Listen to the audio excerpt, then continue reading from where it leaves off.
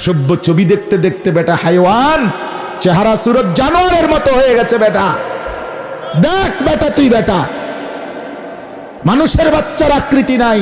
নর্তকীর ছবি দেখতে দেখতে, নারীর দৃশ্য দেখতে দেখতে, উলঙ্গ নাচ দেখতে দেখতে, জিনা ব্যভিচারের দৃশ্য দেখতে দেখতে, এই অসভ্য অভ্যাস যাদের, রাত জেগে দিন জেগে মোবাইলের যারা নারীর ছবি আর নর্তকীর নাচ দেখে, ওই অপদার্থদের চেহারা দেখেন, চেহারার মধ্যে কোনো রস কষ, দয়া মায়া, মানবতা ভদ্রতা বলতে কিচ্ছু নাই।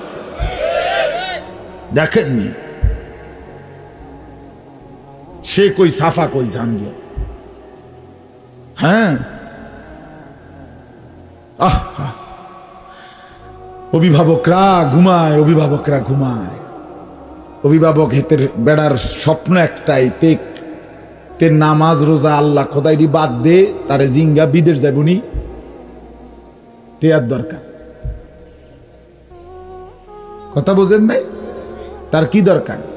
18 বছরের একটা ছেলে এক বাপের যেন এটিএম বুথ, এটিএম বুথ বুঝেননি? জিডি দিয়ে টিপ দিলে টেহা বাইর হয়, টাকার মেশিন। হ্যাঁ, এবার বুঝছে এটা কি আমার একটা কি এটিএম বুথ। এত নামাজ রোজা ইমান আমল আখেরাত পরকাল তো বাদ দি চাইতাম না, বিদেশ যাবি নি হেডা কর, টেয়ার দরকার। তো চাষায় জমি বেচবো শুনতে আছি, কোন সময় জমি ছেড়ে দেয় টেয়া না মিল না রাখলে। শুনছি হেন্দে 10 শতক বেচা লাগবো তো জেডা, টাকা কি রাখতেইব? রেডি রাখতেইব। আল্লাহ আমাদেরকে মাফ করে দেন। আমার বাপ, আমার ভাই, আমি মূলত কথাই শুরু করছিলাম।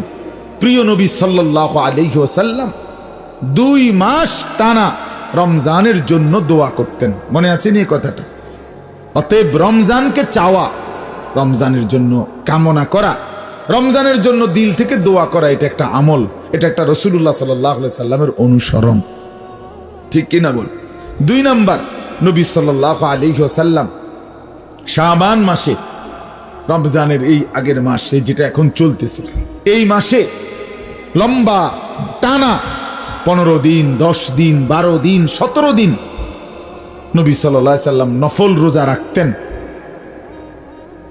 বছরের 11 মাসের মধ্যে একমাত্র এই মাসেই নবী রমজান ব্যতীত সবচেয়ে বেশি নফল রোজা রাখতেন। অন্যান্য মাসে নফল রোজা রাখতেন নির্ধারিত, যেমন 13, 14, 15 চাঁদের আইয়ামে বীজের 3টা রোজা রাখতেন, সোমবার বৃহস্পতিবার দিন রোজা রাখতেন, আশুরার 10ই মহররমের রোজা রাখতেন, জিলহজ মাসের 9 দিন রোজা রাখতেন।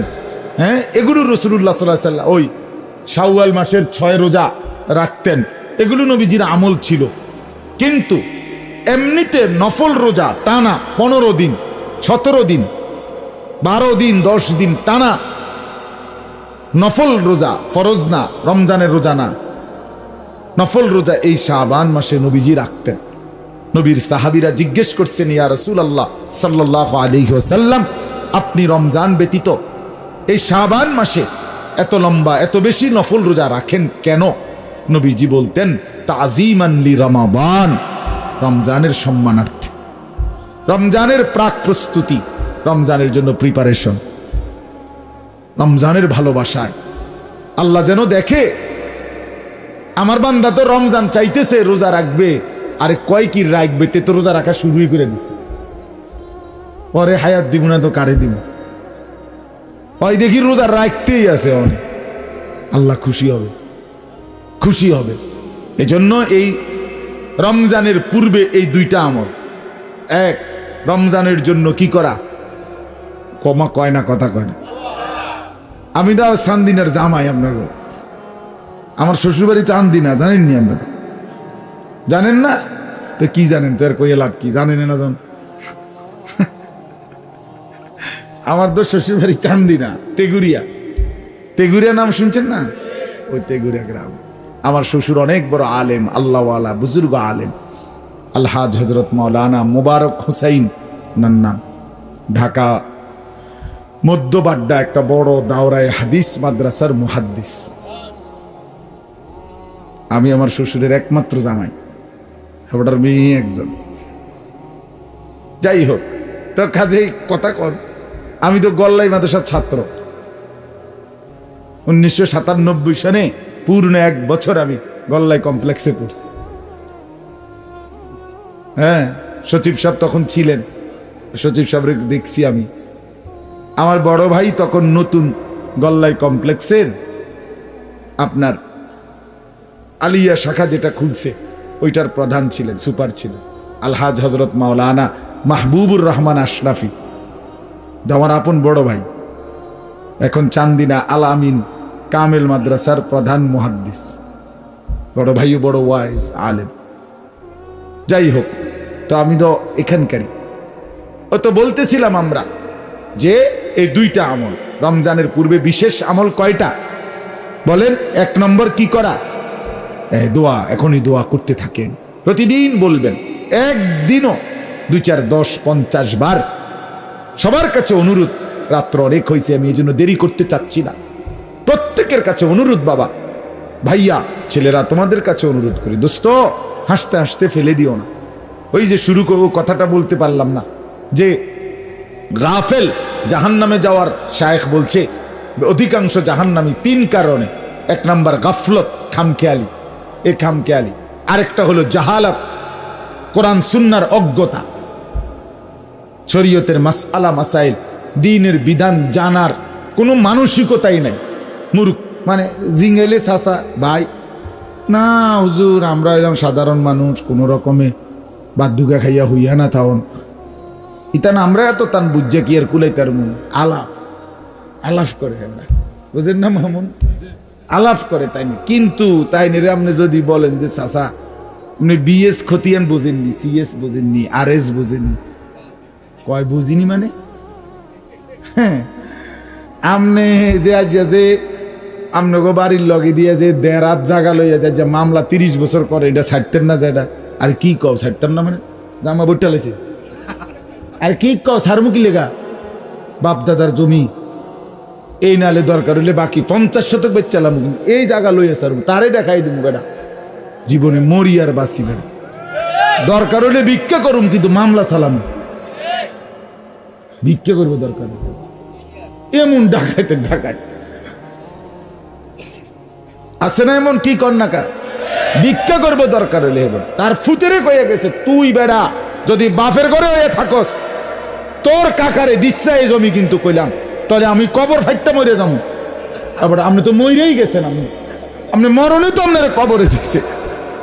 হায় হায় হায় হায় হায় হায় হায়, এত বড় ডাকাইত মানুষ।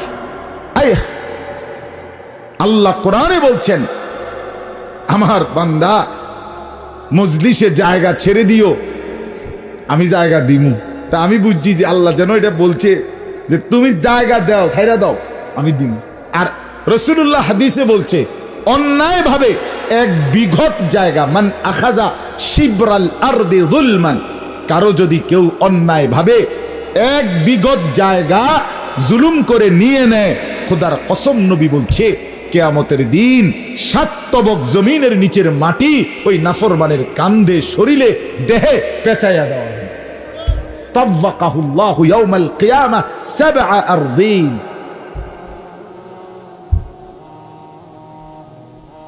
খামখেয়ালি, ফুতের সুখের লাগিয়া নিজের কবর আখেরাত শেষ করে দিলেন।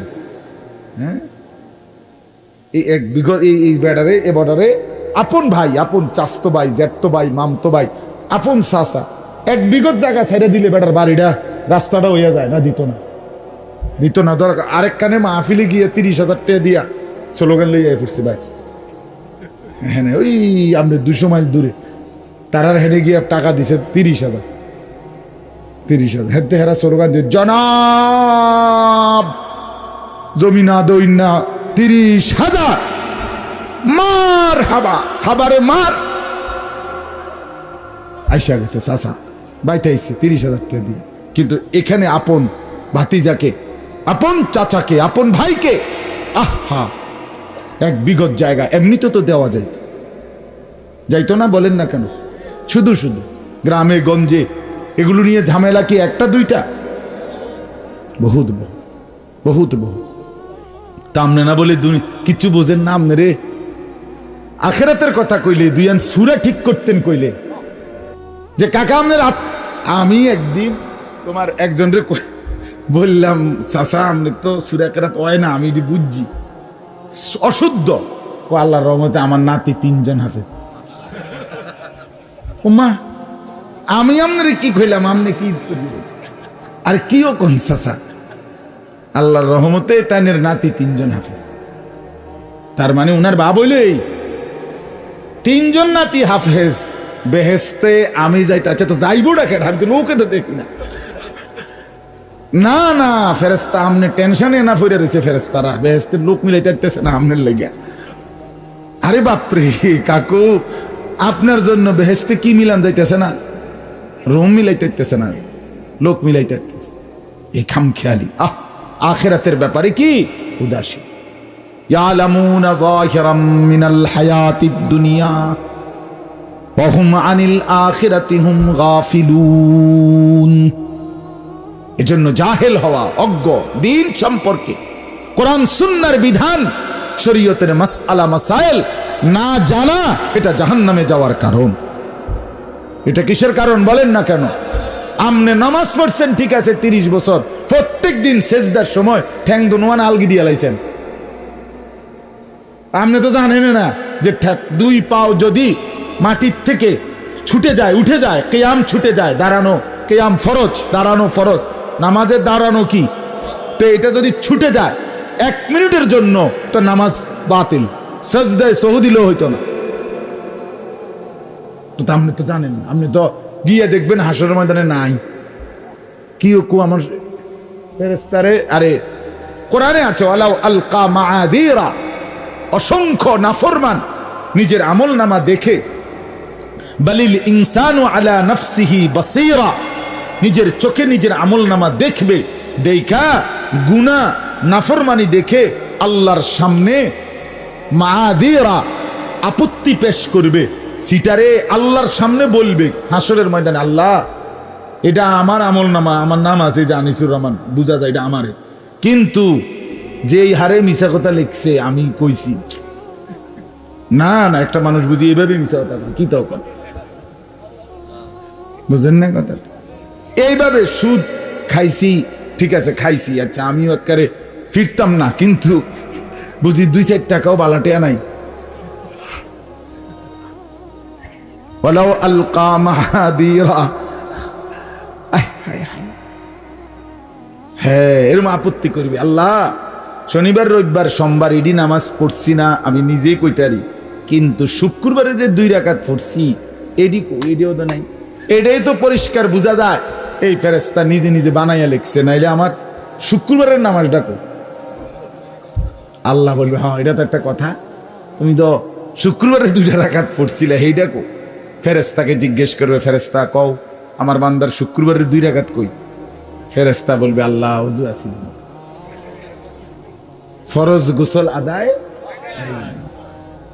হ্যাঁ ফরজ গোসল কি হয় নাই, নাকের নরম জায়গায় পানি পৌঁছানো ফরজ। যখন গোসল ফরজ হয়, বীর্যপাত হয়, তো নাকের নরম জায়গায় কিভাবে পানি পৌঁছায় জানি তো না।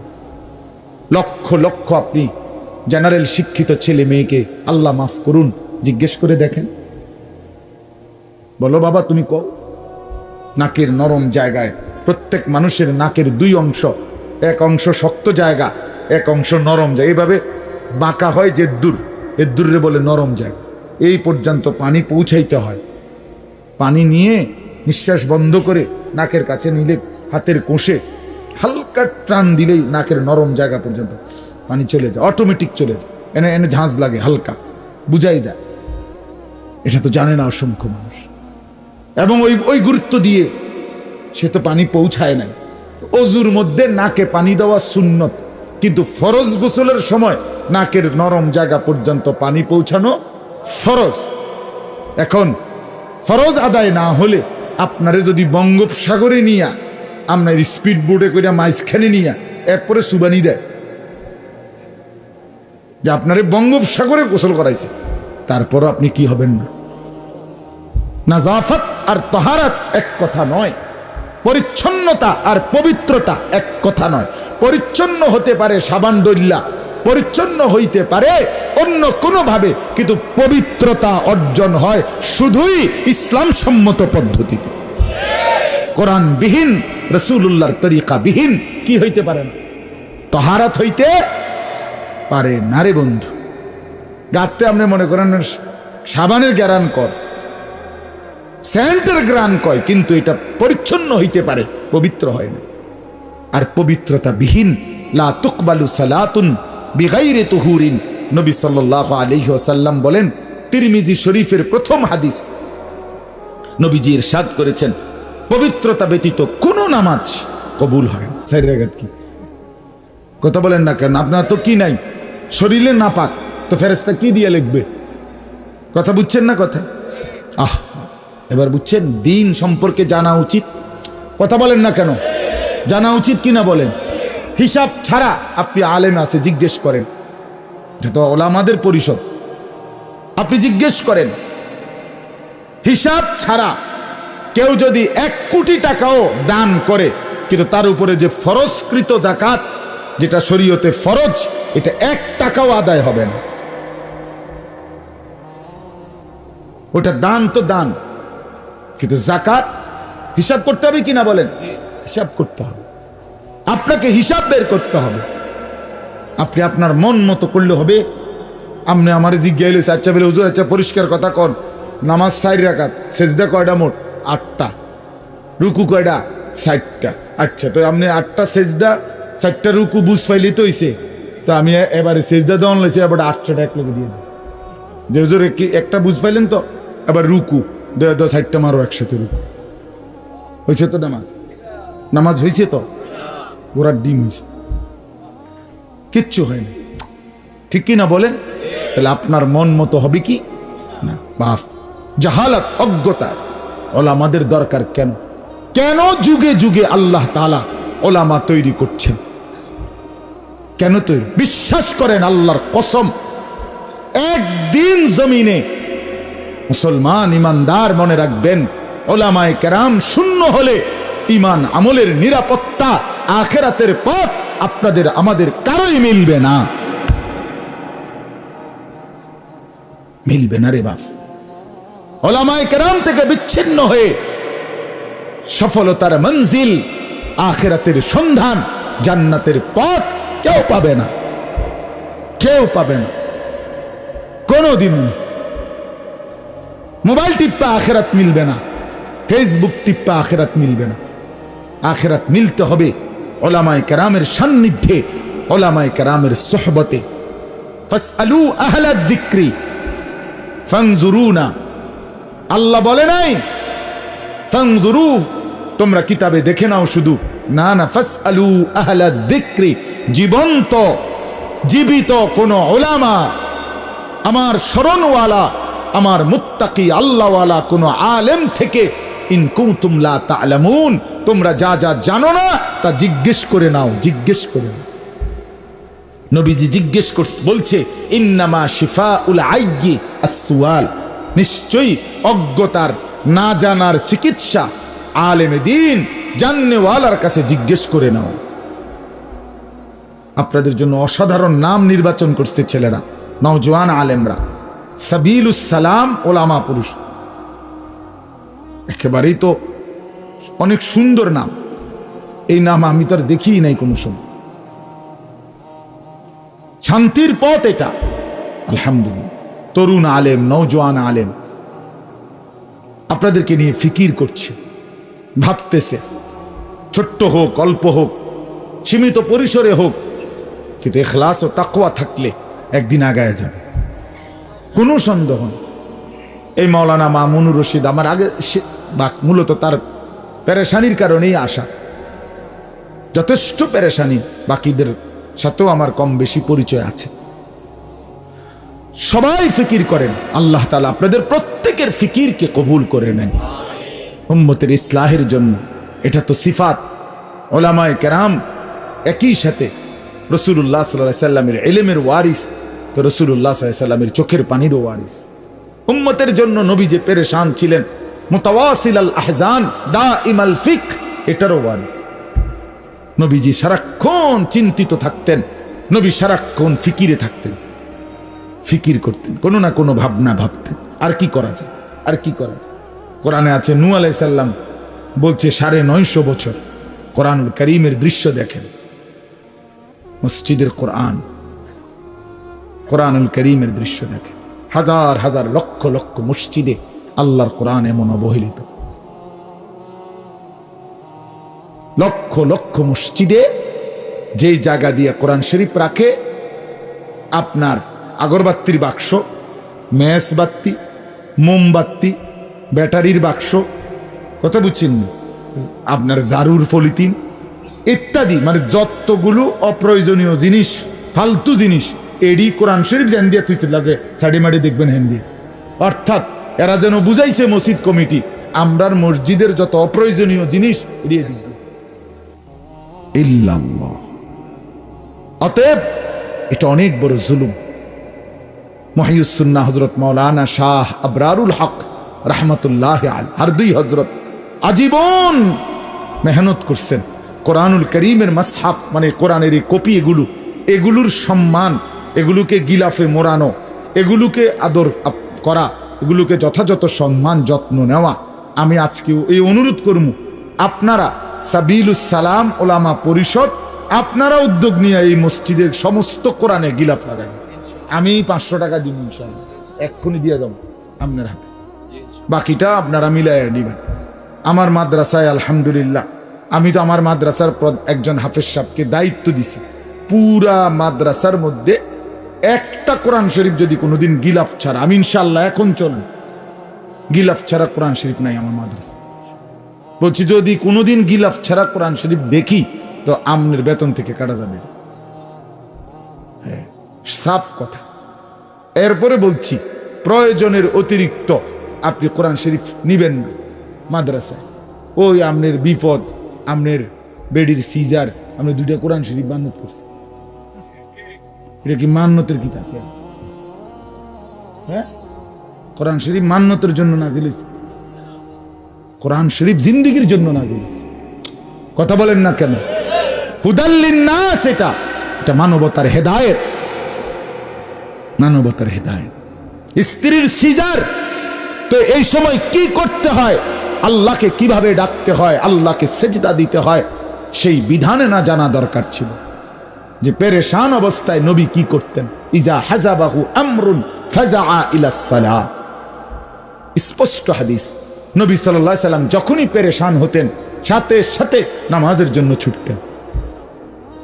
হযরত আনাস রাদিয়াল্লাহু তাআলা আনহুকে জিজ্ঞেস করছে, নবী সাল্লাল্লাহু আলাইহি সাল্লামের জামানায় আপনারা ঘূর্ণিঝড় অথবা তুফান দেখলে কি করতেন? উনি বলতেন, আরে আল্লাহর বান্দা, আস্তাগফিরুল্লাহ, বলো কি তুমি? ঘূর্ণিঝড় তুফান দেখলে নবীর জামানায় কি করতাম আমরা? মানে আমরা তো নবীজির জামানায় আকাশ অন্ধকার হলেই, শুধু আকাশ কালো হলেই মসজিদে ছুটে নামাজে দাঁড়িয়ে যেত। ঘূর্ণিঝড় তো আর পরের খবর, এর আগেই তো নামাজে দাঁড়াই যেত। বিপদের ঘনঘটা দেখলেই আমরা নামাজে দাঁড়াইতাম। করণীয় তো ছিল এইটা। আপনি দি কোরআন শরীফ 2টা মসজিদে দিছে, এটি জমাইতে জমাইতে জমাইতে আপনার অবহেলার সাথে পড়ে আছে। খোদার 10 বছর চলে গেছে, এমনও কোরআন শরীফ যে কোরআন শরীফে কেউ কোনোদিন আর হাত লাগায় না। আহা, হাসরের ময়দানে কোরআন বলবে, আল্লাহ এই মানুষগুলোকে জিজ্ঞেস করেন, আমাকে ছাপাইলই বা কেন, আর আমাকে পড়লই না বা কেন? আল্লাহর রসুল বলবে, কোরআনে আছে সূরা ফুরকানে, ওয়াকালার রাসূলু ইয়া রাব্বি ইন্না কওমি ইত্তাখাযু হাদাল কুরআনা মাহজুরা। ওহো, আল্লাহ বলেন, রসুল বলবে, রসুল নবীজি হাসরের ময়দানে বলবে, ইয়া রাব্বি ইন্না কওমি, হে আমার রব, আমার জাতি, ইত্তাখাযু হাদাল কুরআনা মাহজুরা, তারা এই কোরআনকে নিজেদের জীবন থেকে পরিত্যক্ত করে দিয়েছে। বুড়া বেড়া নিজে চাইয়া পড়তে পারে না, এরপরও আরেকজন রে বলছে, চাই কদ্দুর শোনাও, চাই খবরের কাগজে কি লিখছে, আজের খবরটা কিতা কদ্দুর কও চাই। আপনি কেন একটা বার বললেন না নাতিকে, বাপ আমি তো আল্লাহর কোরআন পড়তে পারি না, তুই কদ্দুর শোনাও না আমার মালিক আমারে কি বলছে।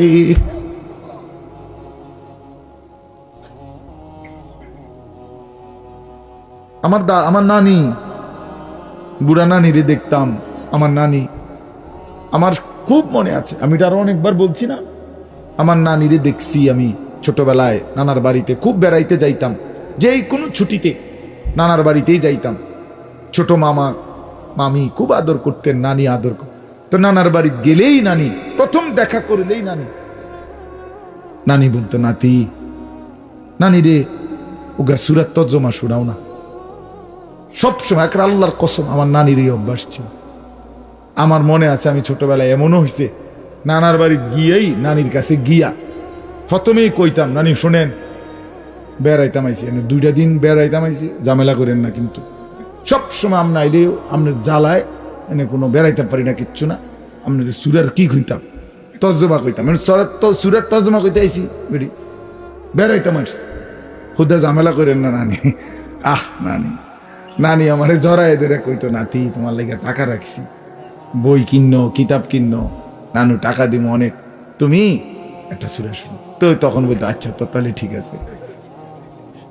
ছোট মানুষ তখন বুঝতাম যে না, নানি টাকা দিবে তো ঠিক আছে শুনাই। তো ছোট ছোট সূরার তর্জমা শুনাইতো।